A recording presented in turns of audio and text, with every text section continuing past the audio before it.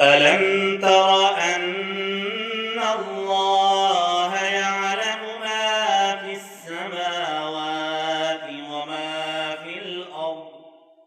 ما يكون من نجوى ثلاثة إلا هو رابعهم ولا خمسة إلا هو سادسهم ولا أدنى من ذلك ولا أكثر إلا هو معهم أينما كانوا ثم ينبئهم